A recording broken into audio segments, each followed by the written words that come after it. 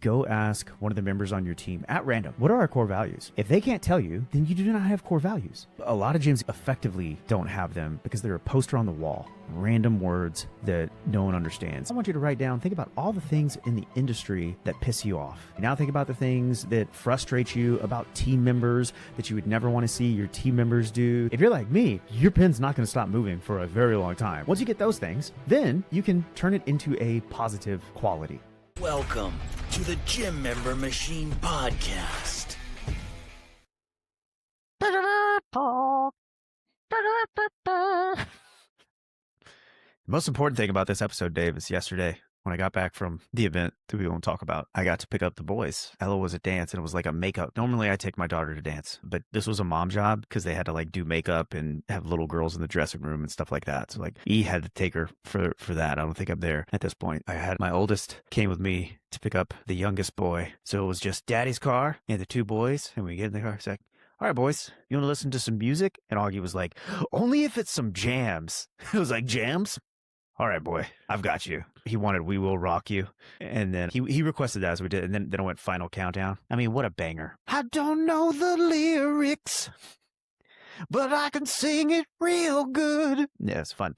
All right, Dave, let's talk about core values. Yeah, podcast listeners might not know GR technically is kind of a professional musician. Many of us on the team have been serenaded often. So yeah, let's get into it. Today's episode, all about core values, what they mean. We'll talk about some of GMM's core values. And the thing that always comes to mind with me is like these not just ending up something you slap on the wall and forget about. So GR, talk to me about core values.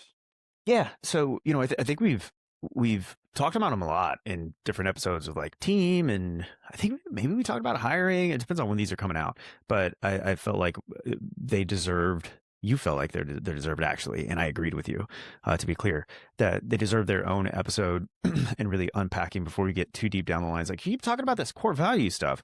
Like, I think we have core values, but what do good core values actually look like? And as you said, a lot of gyms either don't have them or they effectively don't have them because they're a poster on the wall with like random words that no one understands. And my test for you, if you want to know whether or not you're even on the right track or getting close with core values, would be go ask one of the members on your team at random, live, without giving them the chance to look at a thing, and be like, what are our core values?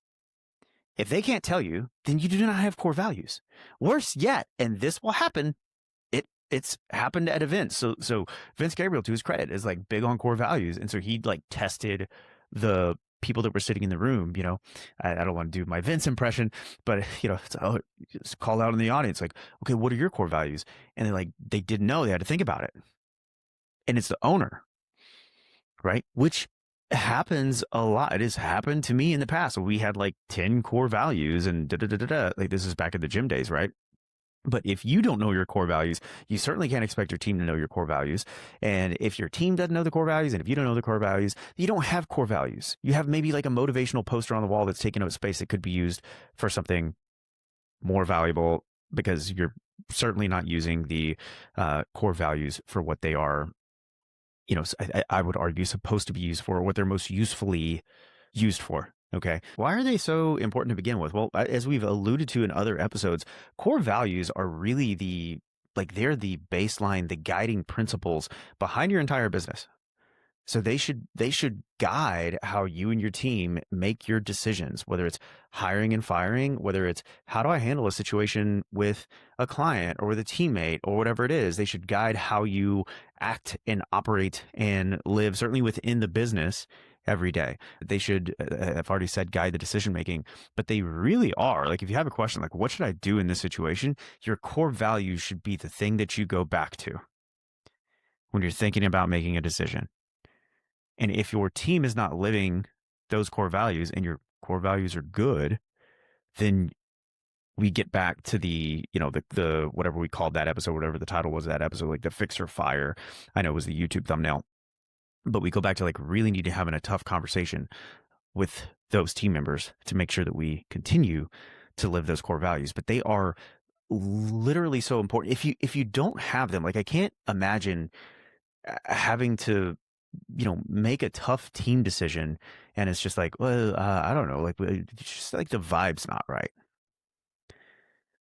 That's probably not a good way to run the business, right? Like you need to have some good foundational principles that guide everything that you do within your business in order to move your business to the heights that whatever those heights are for you, right? Whatever heights you want to take your business to. Okay. So Dave, just to show that we're attempting to eat our own dog food here, like what are GMM's three core values? You're a member of the team. I think. Okay, so first is treat everyone like they're your mother, brother, child, which is sort of like we're not going to sell someone something they don't need. Second is be obsessed with getting better. And number three is be a fan freaking tastic teammate. So those are our three, and the I guess this is probably a good transition because you were starting to get into it. Is okay. Well, what makes a good core value? The number one thing I think is it has to be something that resonates with you as the owner and what you want the organization to look like in the future. But to me, and we'll get into. Say you don't have core values, or you're not sure if you've got the right stuff. Because like I'm personally not a fan of like I've seen core values: integrity, honesty, action, like care. That's okay, cool. And maybe they work for some people if you have really good explanations on the other side, but I want them to be things that are more like action oriented and memorable, because I think like having something that fits your company's personality and your culture, I think is powerful. And to me, it's kind of hard to have like a one word thing like fit your company's culture.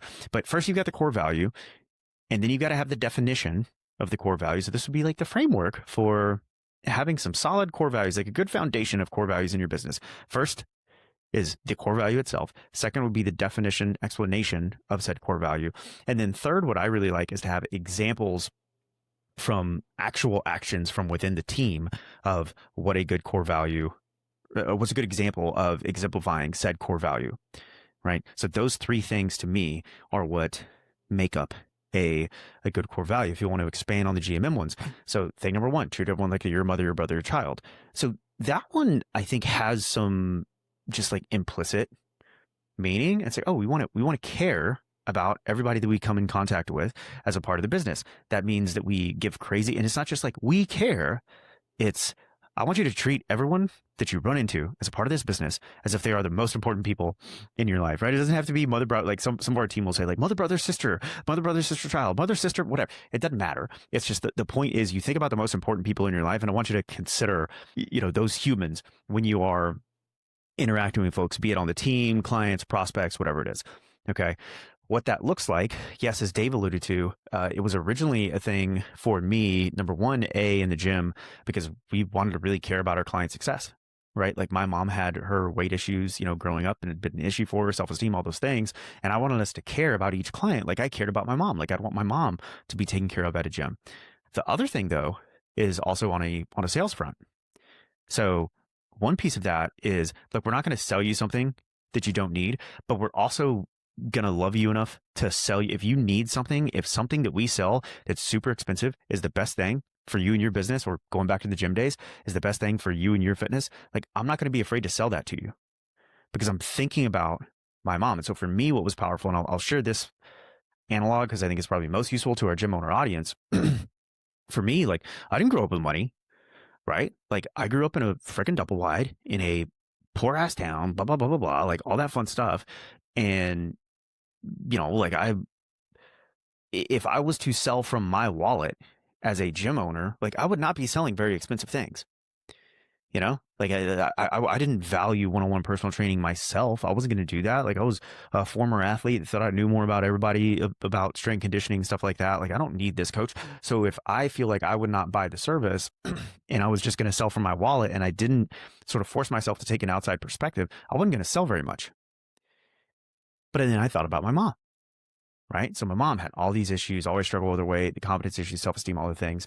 We had, in the double wide, we were like an infomercial, like storage unit, like I remember we had the Nordic track. We had this thing that was like an ab cruncher deal that was kind of shaped like a big triangle jet. I almost want to ask AI about what this product was, because it never got used, but we would use it as like a toy, like pretend that we were flying. We would use it as like a Captain America shield. Like we had that thing. We had like Nutrisystem. Like we had all the shit. And so I moved up to Minnesota. The family's in Texas, and I was like, well, hold on. If there was a gym like mine in Cotulla, Texas, right, which did not have gyms, it may have a couple now or something, but it didn't have gyms when we were growing up. If there was a gym like mine in Cotulla, how would I want them to treat my mom as a prospect? Would I want them to have the email inquiry come in and just be like, oh, she doesn't look dedicated. She's always screwed with this. She's always screwed around with the infomercial stuff or whatever else. Would I want them to call her right away, do everything they could to get her into the gym, like things like that, right? I want them to follow up like crazy, right? Because I care about my mom. So I want her to find a place like this so that she can get through all the stuff that she's going through, finally be healthy, live forever, all those fun things, right? What would I want them to sell her? So I've seen my mom buy the cheap shit. Like, do I want them to sell? Oh, yeah, okay. Yeah, it sounds like, you've already revealed to me that there's maybe some credit card debt stuff going on, whatever else. So what I'm going to do is sell you our open gym, open access membership. You can come in, whenever you want and do your thing. There's no coaching, no programming, whatever, but it's $20 a month. So you can definitely do that. Do I want them to sell her that? She's not going to get any friggin' results with that. Right? Like I want them to sell, assuming that they can help her and she's a fit for the program and everything else. I want them to sell her the thing that's going to actually get her the result. That's going to vary gym to gym, but I don't want them to be afraid to sell her. He's like, what in the gym business? Like, what the hell is more important than somebody's health? You want to figure it out real quick. It's like, have yourself a health issue, and all of a sudden, it's like all this other shit becomes a lot less important.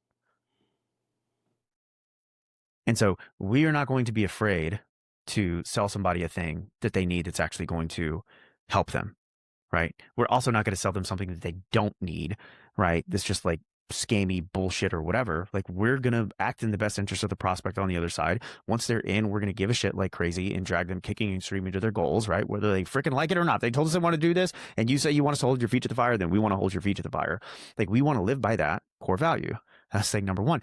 Now, so that was a very deep explanation, right? There was a lot of additional context and story that we don't have like on our actual core value description, because we use ClickUp as our project management software. You've got core value. We've got explanation of the core value, which I went a little longer on here.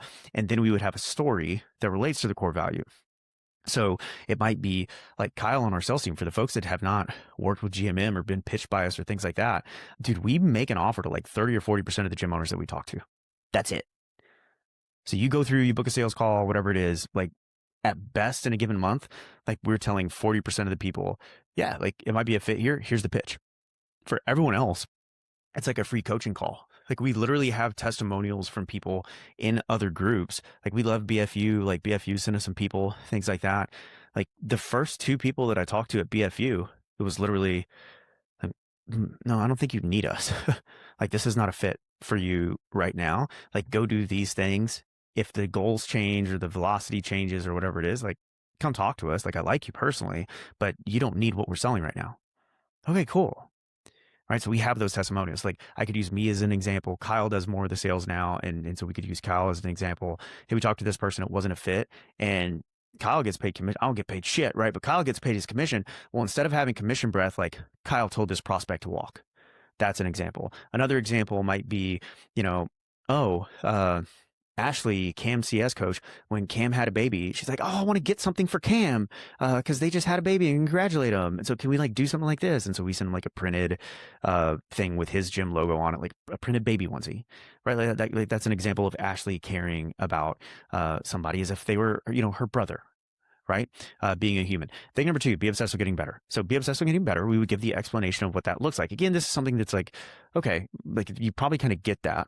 Like that one, I don't think needs as much explanation, which probably makes it a little bit of a stronger core value, but we're going to have the explanation. Like we want you to be thinking about how can you improve A, yourself personally, and B, anything you touch within the business, right? Which some people touch more pieces of the business than others, but how can we be focused on trying to get a little bit better every single day, whether it's personally, the business, or both, right? So an example of that might be I'm trying to think.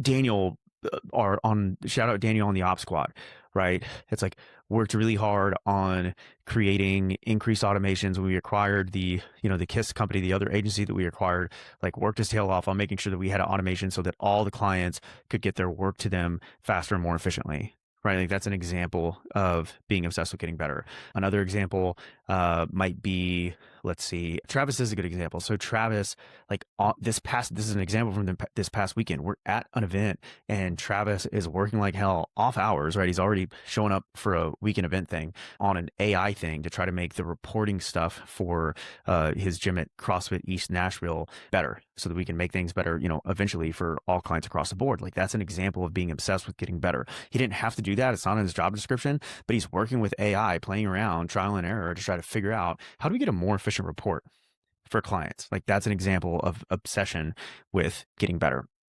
The third one be a fan freaking tastic teammate. That one we do have a lot of explanation on. And this is like a little bit ironic, I think maybe for some that would listen to this, but I think it's valuable to hear, oh, like that's maybe not necessarily what I would have thought when you said like be a fan freaking tastic teammate. That's important because if you don't have the definition of the thing, your definition of be a fan freaking tastic teammate, if not clearly defined, may be different than the employee that you hired that sees be a fan freaking tastic teammate and thinks something else. You're right. It's important to have a shared dictionary and like an agreement Yes. of terms. You can't have people interpreting what be a fantastic teammate means. And that's where, at least for us in our internal documentation, having the bullet points and then examples is super Yeah. helpful of like, these are more than just words. This is what this looks like. Yeah. Yeah. So for us, the first thing on be a fan freaking tastic teammate, I think it's first, is put your own mask on first before assisting others. Right. Which is basically saying like do your freaking job before you try to go help out other areas of the business, right? So, put your own mask on first. Like when you fly, they say, oh, cabin pressure decreases. Like, what do they tell you? They tell you to put your own mask on first because you cannot help your kid if you're all of a sudden out of oxygen, right? Then nobody gets helped. So they tell you put your own mask on first before you help everybody else. Because people think be a fan freaking tastic teammate. They see a task come in and they might think, oh, I see a task. Let me jump on that task. I can be a good team. Well, if the stuff that you need to get done is not done yet, then we don't need to be thinking about everybody else's shit. Like your job is your job for a reason. We need to get that done first. Okay. The other thing that we have in there is unofficially, it's pick the play and run the hell out of it. And so the concept there is that we are an idea meritocracy. So I don't care if the idea comes from me, if it comes from you, if it comes from the freaking lowest paid member on the team, right? I don't care where the best idea comes from, but our goal as a business is to find the best idea. Even if some management by consensus is a lie. Like you get a big organization, not everyone's going to always agree. But once you come to the decision on what play you're going to run, what direction you're going to go, what project you're going to take on, whatever it is, like now it is our job to go run the hell out of it. And so the example that I thought of there recently was like me and E, right? Wifey, she's basically the actual CEO and I'm just like a pretty face. But she's like our operator. She's our COO. And we disagreed on this free trial offer. Like she didn't like it at all. And we talked about it and we debated and everything else. And what we came up with was, well, like we're going to test it. Like we think it's relatively low stakes to test in a small batch. And then we're going to see how it goes. Right now, what would be a bad teammate there is, well, E says, well, it's not my idea. So fuck them. Like, I'm going to let them, like, they don't want to use my idea, then we can fail.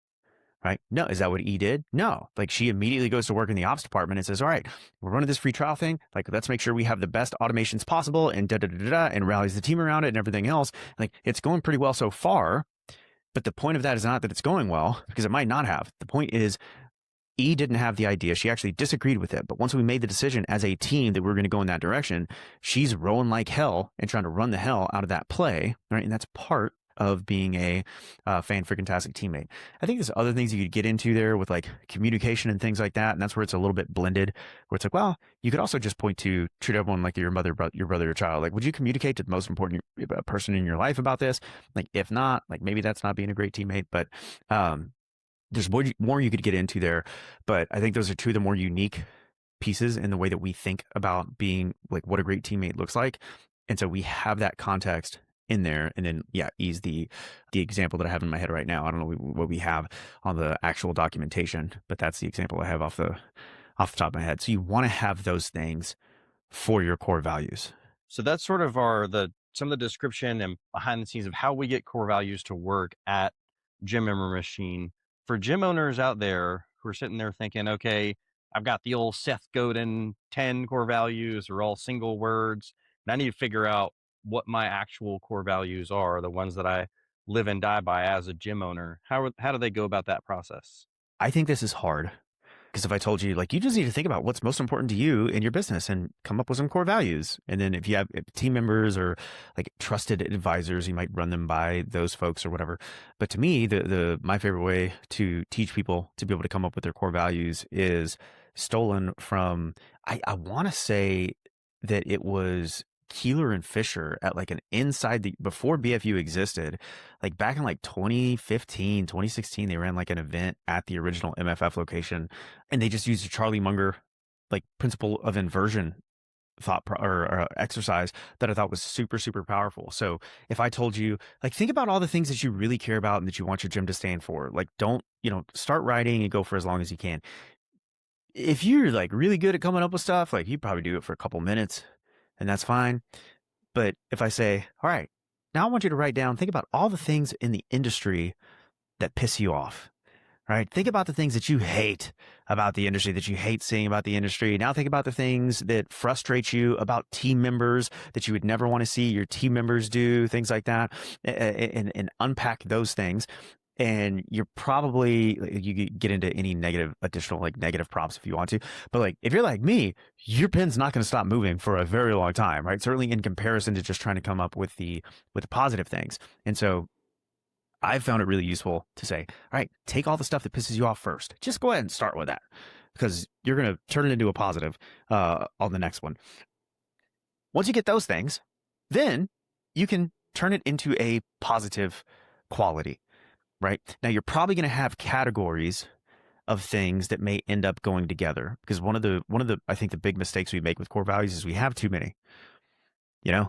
It's like that's a lot of stuff to remember if you've got like 9, 10, 7 core values. Like there's a reason we just have 3. Maybe it's because of our tiny brains, but like you really want to try to distill them down if you can. But you start with all the negative stuff, then you're going to find the positive antithesis of those things. So an example might be, things that piss me off in the industry. It might be like seeing shitty movement, right? Like people that just don't coach well. Like that pisses me off. Like I was at this event. I talked to Travis about this. They had like some movement break stuff. And now I have an excuse. I'm not a gym owner. I'm not a coach anymore. I'm a washed up has-been marketing guy. But my God, I saw some shitty movement, with like, and it was mostly like owners and instructors and things like that. It's like, I hate seeing the shitty movement. Like you're coaching your clients to do things that way. Now maybe they weren't trying, whatever. Like we can give the most, try to look at things in the most positive light. But like still, it pisses me off to see like ugly freaking movement, bad coaching, whatever you want to call it. Like that pisses me off in the industry. What else pisses you off? Well, you can think about specific team members one thing that pisses me off is being late. Okay, like being disengaged. And so then another one, freaking know-it-alls, right? Like I've had interviewees come in and they're like, I'm God's gift to strength and conditioning. I don't know if you know this, like I have my CSCS. kind of a big deal. So are we going to be running my program? Because like I really know some stuff. I'm a member of the National Strength and Conditioning Association. So like, oh my God, that should be a freaking short form. We should do like snobby, like the venture is it VC guy, all right, the super annoying, oh yeah, it's like I partied with like my kids Ibra is fucking Pete Sampras is my Ibra's personal tennis instructor. Like that's kind of a big deal. I want to like do that for strength conditioning. I'm a member of the NSCA, the National Strength and Conditioning Association. I'm not sure if you're familiar. Yeah, that'd be fun aside. So like those types of people, like they fucking piss me off. And so, well, what's a positive antithesis of those things? Okay, so being late, you'd be like, oh, you're on time. right? What other qualities might be associated with not, or just now you can work off the positive if you want to, of being on time. Okay, well, I'm punctual, I'm professional. Like there's some ideas there, there's some themes there. Oh, I hate the know-it-alls. Well, what would the antithesis of being a know-it-all be? Well, there might be humility, right? Or coachability or open-mindedness or any of those things. Well, like, can I come up with some themes there that sort of make sense? You would go through and do that for each of the things. And then I think the next step from there, once you have like, wait, what are the biggest recurring themes, and like, what do I really care about most? Like what needs to be a core value? And so one of the ones that we had in the gym back in the day that I remember, I don't remember all of them. We always had treat everyone like your mother, your brother, your child. I tell people all the time, like I messed up lots of things in that business. I think we got an episode about it. I don't know if we're going to publish it. But one thing I did not mess up was number one core value is like treat everyone like they're your mother, your brother, your child. Right. I know another one we had was be the best part of our members' day every day. Another one we had was be a pro. Right. And so be a pro is one that I think is a good, strong core value. Like I actually like it as a core value, as a potential core value for a business, but it needs explanation.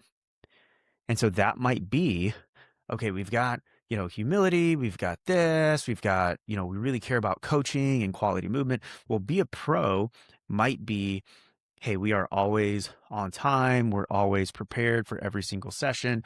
We've got the progressions and regressions and da da da da da all ready for every single workout. But you can unpack what being a pro looks like. We're continuously engaged in every session, but you're gonna find those things. And if there's stuff that you feel like is important enough to have an answer for within the core values of your business, then you can find ways to unpack them there. And like my recommendation would be to try to distill them down into like 3 to 5. I don't know what the management consensus is on how many core values you should have. You don't have to listen to me. Like my idea at this point is like probably try to get them down to 3 to 5 core values.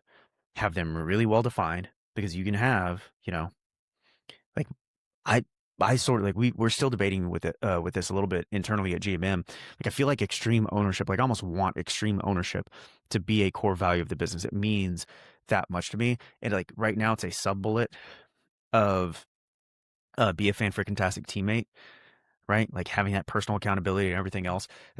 Like I'm almost debating whether or not we should make that a fourth like official core value because it's important enough. But for some of those things, like I think if in doubt, have less and add your unofficial qualities to those sub bullets where they fit, right? So like your like our next goal at GMM might be, yeah, everyone knows the freaking core values, but also they know the bullets and what they mean beneath them, right? Not only can they give you the value, but they can tell you exactly what they mean and nail it. Like that's pretty cool. One of the important pieces that I think as an employee of Jimmer Machine is done well is including those in the performance reviews. The nothing will Mhm. sear it into Yeah. someone's brain and really how they act of like, I'm going to see whether I'm meeting expectations, exceeding expectations, or needing improvement when I talk to my manager on an annual or biannual basis about my performance. So maybe you can talk a Yeah. bit about that. Yeah. And I actually, I, I I think personally that is less important than integrating them into day-to-day culture, which we'll talk about next. But I don't think you're wrong by any means. I just think that has slightly less of an impact than making them a part of communication, ideally every single day, but certainly every single week within meetings and things like that. But from a performance review perspective, like you could do this like the traction people analyzer, where like you have the again, like we should hopefully have job scorecards or job descriptions. I've heard like 4Rs doc, like we use what we call a job scorecard, where it's okay. Here's the position. Here's like the mission of the position, and then here's the sub bullets of what the position is responsible for. So there might be outcomes to start, like Dave, you're responsible for daily social media posts, da da da da. Right now, you could traction people analyzer that, where it's like, okay, could we have each core value and then plus minus each of the core values within that thing? And some things I think they're just like, no, this is an output driven this is going back to the CPC framework. This is like a performance driven output thing that's just like, did we hit the criteria or not? And then we will have, like, the way we do performance reviews is employee does their own review. We're all working off the same like rubric, but you've got your kind of your key outcomes, roles, responsibilities, and then the values themselves are also a thing that are graded individually on the scorecard. The employee will do it, the manager will do it, and then they'll come together and have their review. I think typically quarterly. I don't even know how often they're being done anymore. I'm not the operator. Don't kill me. But I think quarterly is probably good cadence. I've seen some folks do biannual. Like, we've jumped back and forth between those things. If you have somebody that's just starting off, or they're on a PIP or whatever it is, like, probably monthly is a better cadence to be reviewing that job scorecard. If they're onboarding, you probably want to be reviewing it more often with them, so they have a taste, a feel for where they're at throughout the process.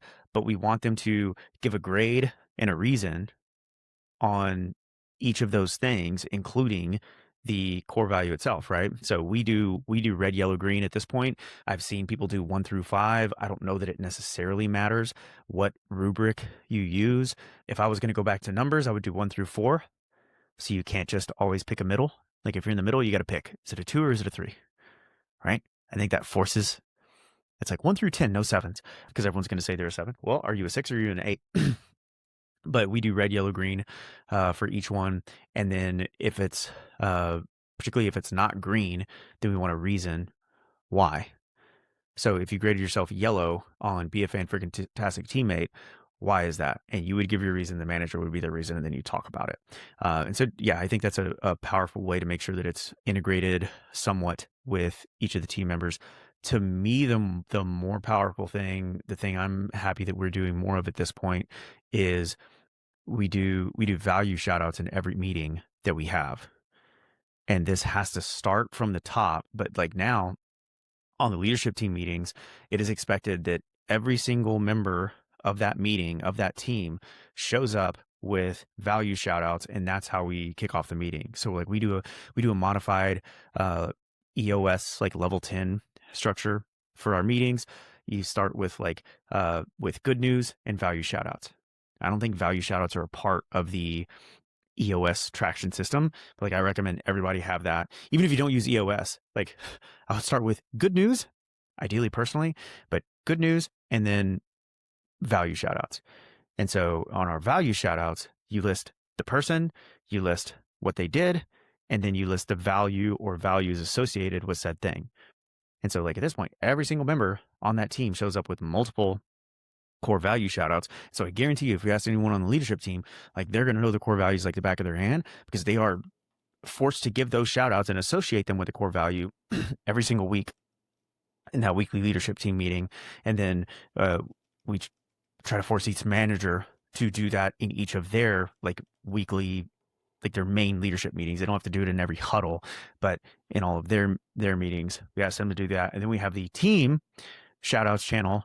They can happen at any point, where it's like, hey, shout out, whatever. Let's go find the most recent one. We'll go someone a public, like, recent shout out. So Dave, you did not associate a core value with this, but shout out to Kyle for getting the team rallied on circle engagement for clients. Thank you for the accountability, whatever. So like, that would be an example of like, be obsessed with getting better and be a fan for fantastic teammate, right? Because great teammates don't just like rally. They don't just say, hey, good job. Like, if their team is not doing a good enough job on engaging in our like platform, then part of that, part of your job as a good teammate would be to call the team out and get them to do that, right? So those are 2 core values that are associated with that shout out. So they don't always list the values on the shout outs and wins channel, but we do have those going as well. And I think that to me, like, the weekly meeting thing is something that I see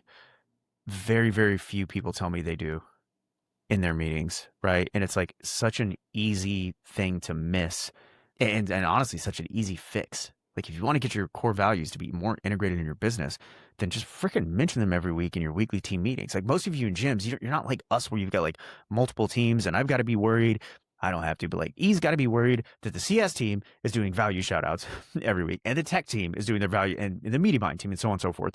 With you and your gym, right? A lot of times you're having an all hands staff meeting on a weekly basis that's like you and your two trainers, and y'all can do your value shout outs. Hey, like Johnny, shout out for trainer Johnny, like being a pro, ran his first session this week. He was super prepared. He had the regressions prepared for Mrs. Johnson.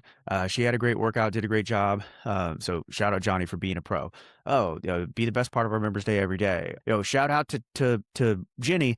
I walked in at the beginning of the session that Jenny was running, and Jenny was greeting people by their name and nickname. People left saying they had a great session. There were 5-star reviews on the feedback, whatever, right? But you can shout out the team on those things. And A, it's a good excuse for giving your people positive feedback, which is good. But B, do you think your team's going to know the values better or worse if you start shouting them out for them every week? Better. Come on, come on, come on. Right? Like it's a given. And it's like, hopefully you guys are having the same experience that I had when I heard this for the first time. I was like, oh shit, like I feel so dumb that I didn't think of that, because I didn't think of it. Like it wasn't like my idea. It was like, fuck, that just makes too much sense not to do. And you start to implement that, and all of a sudden the core values start to become more what they should be, which is just a part of how your business operates and lives and breathes every day. We've talked about getting and finding the words of the core values and then integrating them into daily operations. Maybe, do you want to talk about hiring and firing according to core values?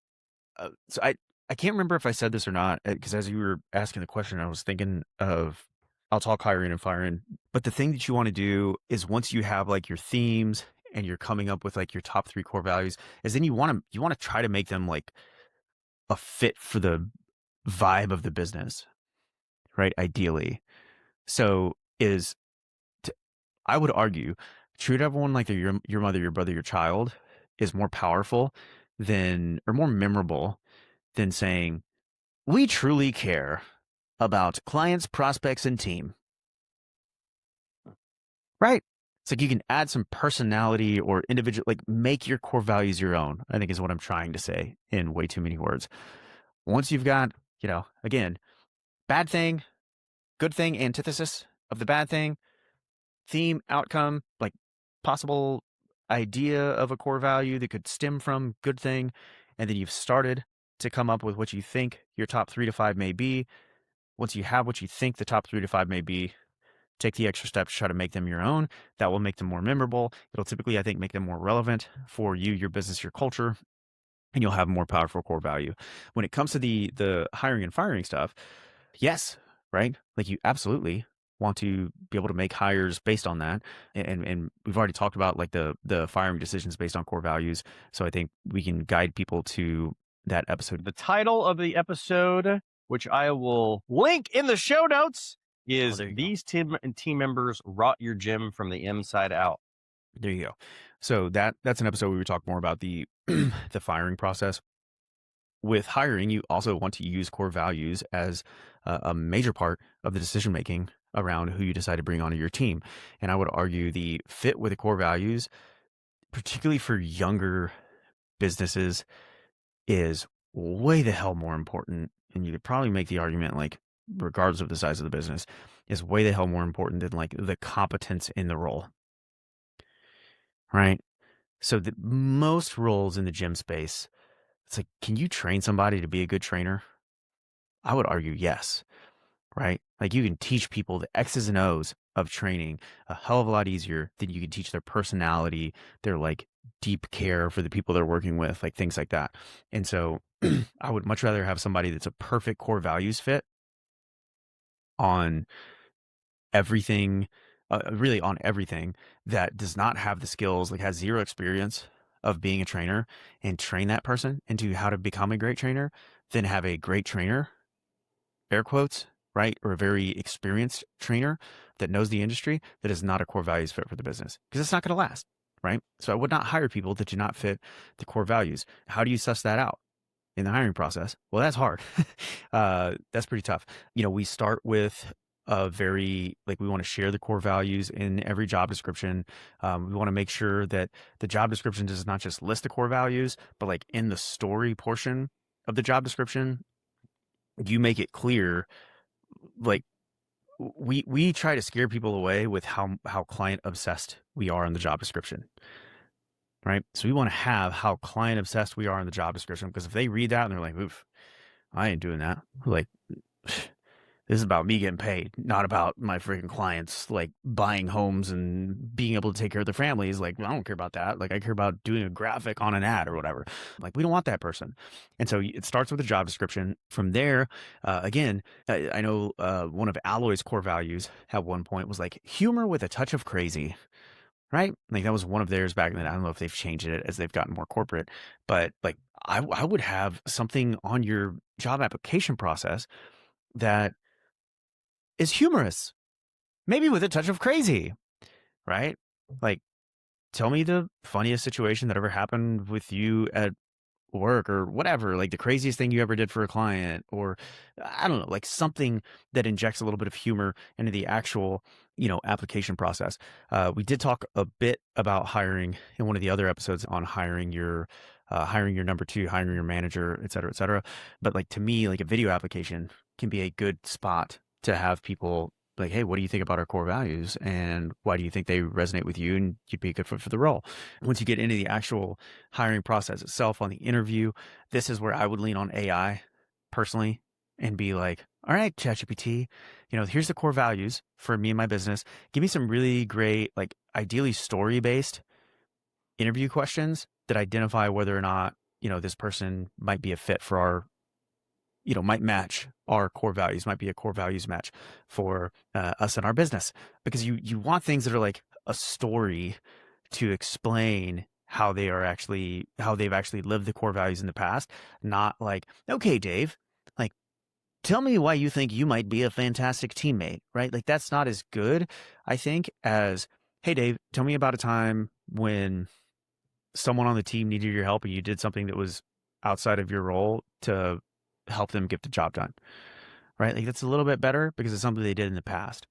And then if you actually call the references and you like get the inside scoop on whether or not Dave's full of shit and lying about his history, then you can see whether or not that person was telling the truth. Treat everyone like your mother, your brother, your child. Like, tell me about a time you went above and beyond for a client.